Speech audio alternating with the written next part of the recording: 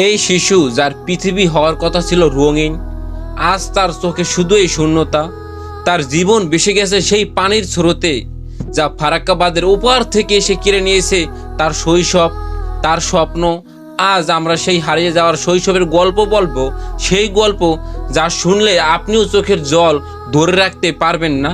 ফারাক্কাবাদ যা একসময় উন্নয়নের প্রতীক ছিল, আজ তা হয়ে উঠেছে আমাদের জীবনের এক নির্মম প্রতীক। 1975 সালে যখন এর গেট খোলা হয়, তখন কেউই ভাবেনি এই ঢেউ আমাদের দুঃখ আর কষ্টের স্রোতে ভাসিয়ে নিয়ে যাবে। একদিন যেখানে ছিল সবুজ শস্যের ক্ষেত, সেখানে আজ কেবল কাদামাটি। এই বৃদ্ধা, যিনি সারা জীবন নিজের হাতের মাটি দিয়ে ফসল ফলিয়েছেন, আজ সেই মাটি তাকে ফিরিয়ে দিয়েছেন কেবল হতাশা। তার চোখে নেই কোনো আশা, কেবল বেদনার বার।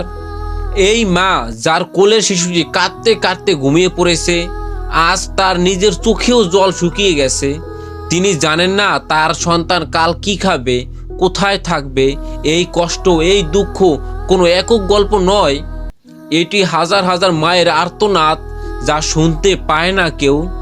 প্রকৃতির এই নির্মম খেলা আমাদের জীবনকে তছনছ করে দিয়েছে।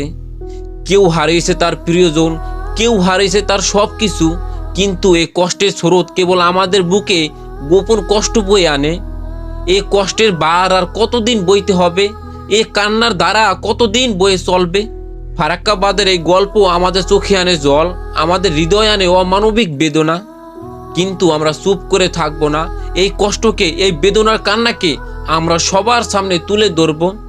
আমরা চাই এই কষ্টের অবসান হোক। আমরা চাই এই দেশের মানুষ ফিরে পাক তার সুখ, তার শান্তি, তার হারানোর স্বপ্ন।